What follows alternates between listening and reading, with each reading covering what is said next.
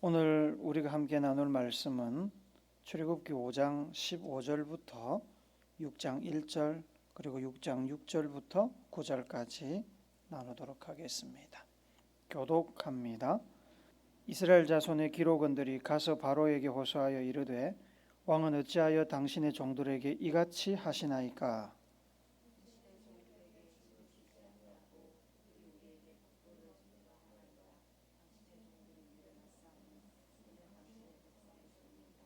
바로가 이르되 너희가 게으르다 게으르다. 그러므로 너희가 이르기를 우리가 가서 여호와께 제사를 드리자 하는도다.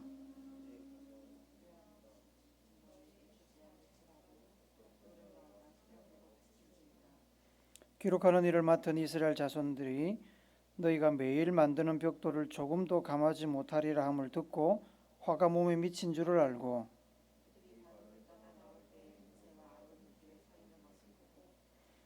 그들에게 이르되 너희가 우리를 바로의 눈과 그의 신하의 눈에 미운 것이 되게 하고 그들의 손에 칼을 주어 우리를 죽이게 하는도다. 여호와는 너희를 살피시고 판단하시기를 원하노라.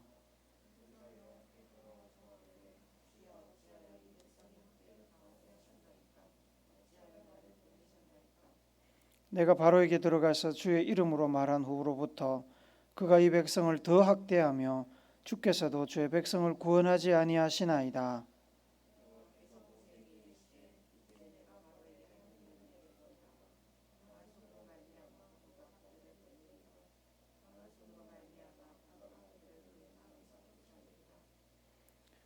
육 절 말씀 읽습니다. 그러므로 이스라엘 자손에게 말하기를 나는 여호와라. 내가 애굽 사람의 무거운 짐 밑에서 너희를 빼내며 그들의 노역에서 너희를 건지며 편팔과 여러 큰 심판들로서 너희를 속량하여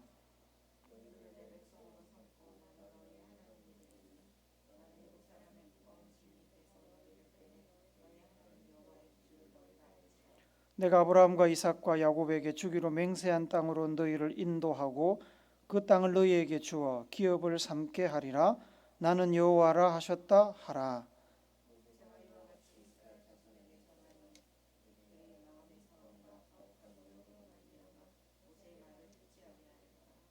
아멘. 사순절 셋째 주간이 시작되었습니다. 거룩과 순결의 영으로 예수님과 동행하는 여러분 되시기를 축복합니다. 전직 경찰관이었던 작가 원도의 경찰관 속으로라는 그 책 속에 나오는 이야기입니다. 작가가 경찰관으로 근무하던 어느 날 파출소에 한 여인이 문을 열고 들어왔습니다. 지갑을 습득했다고 신고를 했습니다. 습득인의 신상을 기록하고 이제 보냈는데 왠지 그 여인이 낯이 익었던 겁니다. 그래서 곰곰이 생각해 보니까 곧 생각이 났습니다. 몇 해 전에 관할구역 안에 교통사고가 있었습니다. 길거리에 서 있던 어린아이가 지나가던 트럭에 부딪혀서 쓰러졌습니다. 쓰러진 아이는 충격 때문인지 아니면 차에 짓눌려서 그런지 두개골이 파열이 되고 뇌가 밖으로 노출이 되었습니다. 그 아이는 그 현장에서 즉사했습니다.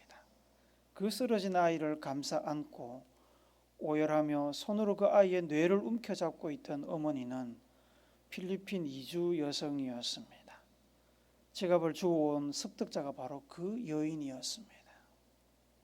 몇 년이 지나서 우연히 파출소에서 다시 만나게 된 그 여인을 기억해내고서 작가는 한편으로는 끔찍한 기억이 되살아나서 마음이 아팠는데 또 한편으로는 안도감을 느꼈다고 합니다. 사람이 끔찍한 일을 당하면 트라우마가 생깁니다. 자식을 잃은 경험이 주는 트라우마는 쉽게 극복할 수 있는 게 아니지요. 특히 이역만리 타양에서 이방인으로 살며 낳은 귀한 아들이 눈앞에서 트럭에 치여 죽어가는 모습을 목격하는 것은 죽을 때까지 지울 수 없는 상처를 남깁니다. 그렇게 깊은 트라우마를 가진 사람들에게는 남을 고사하고 자기 자신도 챙기는 것이 힘겨운 일입니다. 남에게 신경 쓸 마음의 여유가 없습니다. 그런 아픔을 가진 필리핀 여인이 길에서 주운 지갑을 들고 파출소를 찾아왔습니다. 그냥 지나쳐 버린다고 누가 욕할 사람이 있겠습니까? 하지만 이 필리핀 여인은 지갑을 잃어버린 사람을 생각했을 것입니다. 지갑을 잃고 안타까워할 누군가를 위해서 주운 지갑을 파출소에 가져다 주고 신상을 기록하는 불편함을 감수한 것입니다. 다른 사람을 돌볼 여유가 생겼다는 뜻입니다. 이 말은 과거의 상처를 어느 정도 극복했다는 말이고 다른 사람을 배려할 수 있을 만큼 건강해졌다는 뜻입니다. 그래서 이 작가가 안도감을 느낀 겁니다. 우리 사면초가라는 사자성어를 잘 아십니다.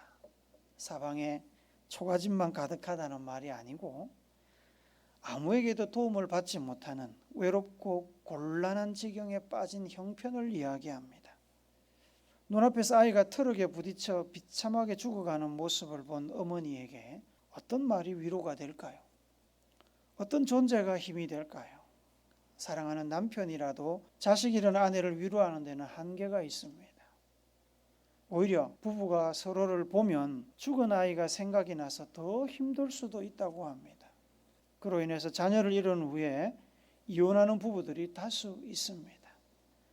어린 자식을 먼저 보낸 어머니는 말 그대로 누구에게서도 도움을 받기가 어렵고 어디로도 피할 수가 없는 사면초가의 곤경에 빠진 사람입니다. 살다 보면 똑같은 일은 아니지만 이런 때가 있습니다.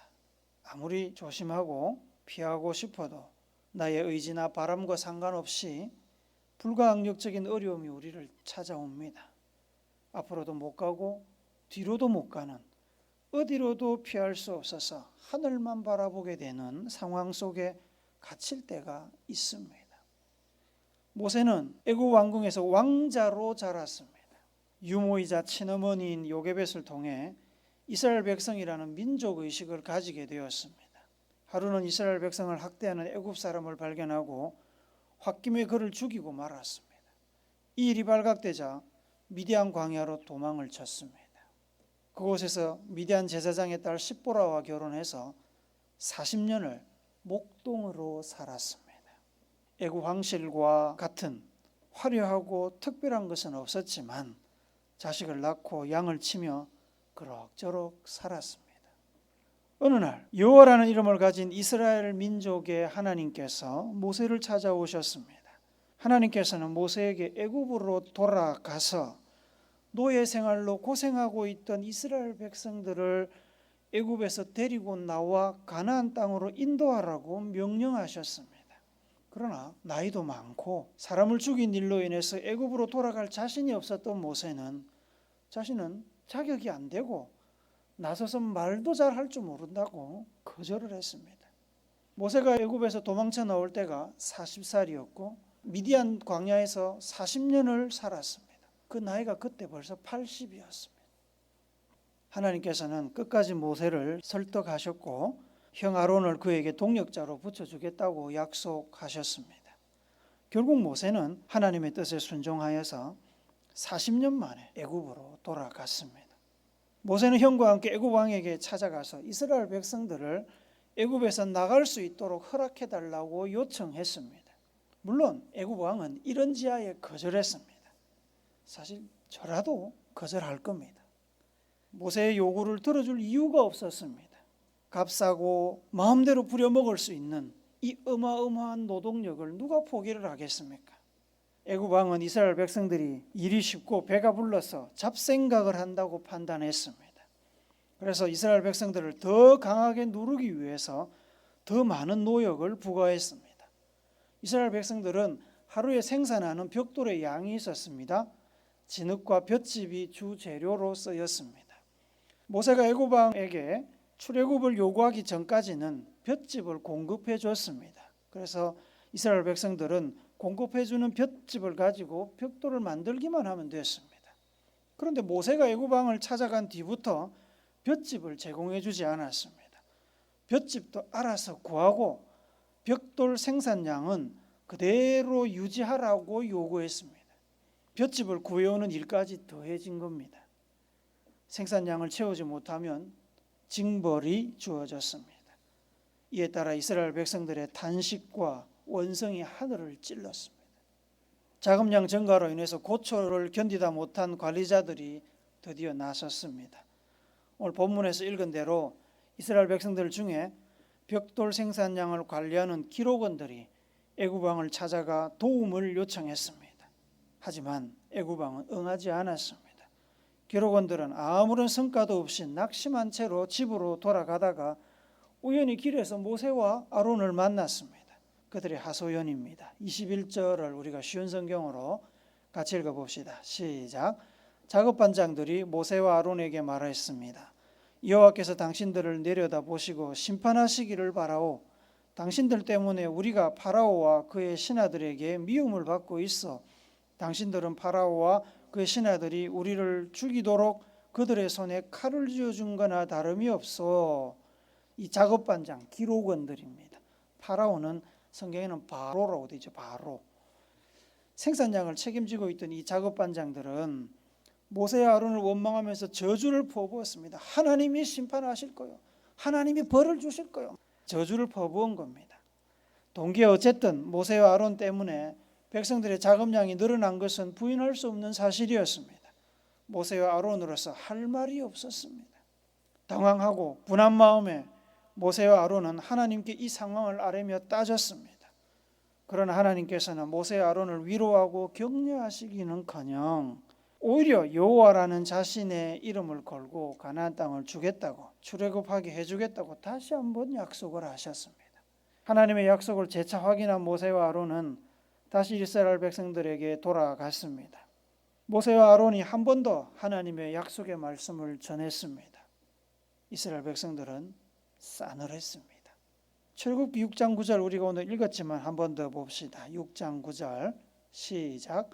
모세가 이와 같이 이스라엘 자손에게 전하나 그들이 마음의 상함과 가혹한 노역으로 말미암아 모세의 말을 듣지 아니하였더라.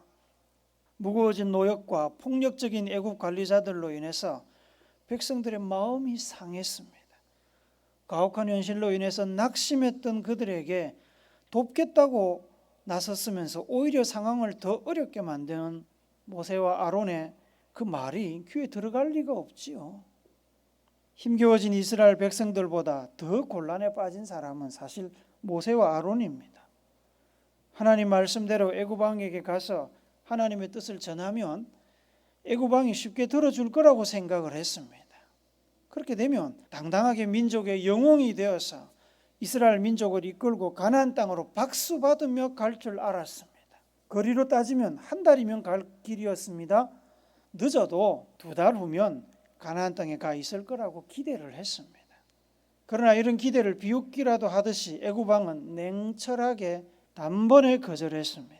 오히려 이스라엘 백성들의 일일 노동량을 늘려버리는 역풍을 맞았습니다. 모세와 아론은 애굽 왕과 이스라엘 백성들 사이에 끼어서 양쪽 모두로부터 원망과 미움을 받았습니다.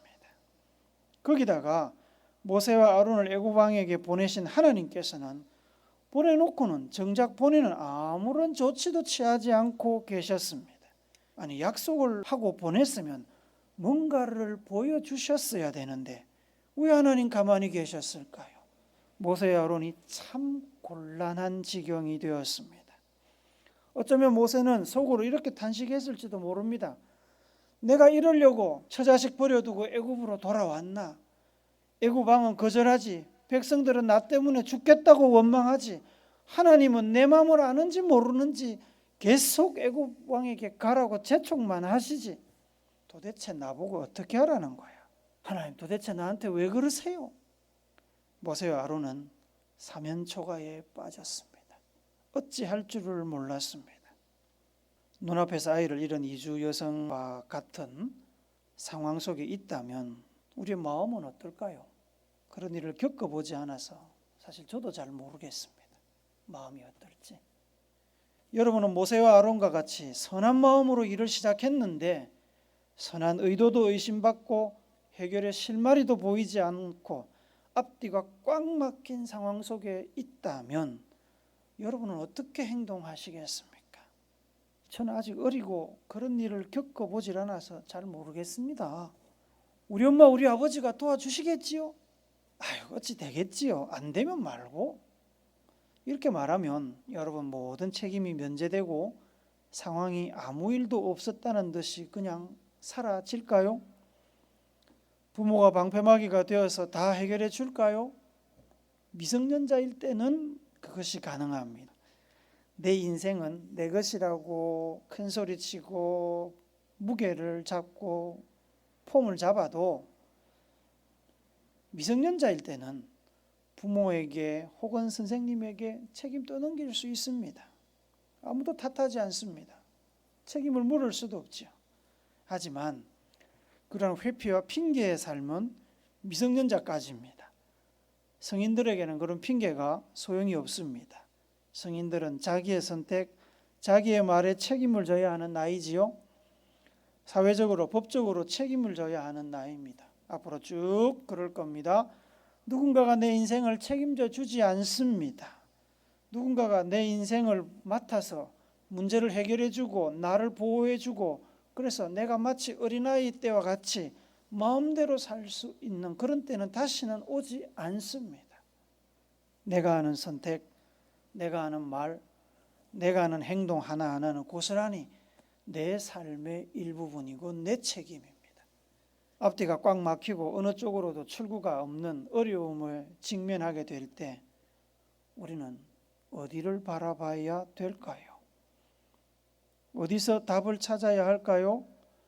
누구에게 도움을 구해야 할까요? 누가 우리의 형편과 처지를 가장 잘 알고 문제를 근원적으로 해결해 줄 수 있을까요? 하나님의 명령으로 모세와 아론은 다시 애굽왕을 찾아갔습니다. 아무리 생각해도 답이 나오지 않지만 하나님의 그 확고한 의지를 확인했기 때문에 순종할 수밖에 없었습니다.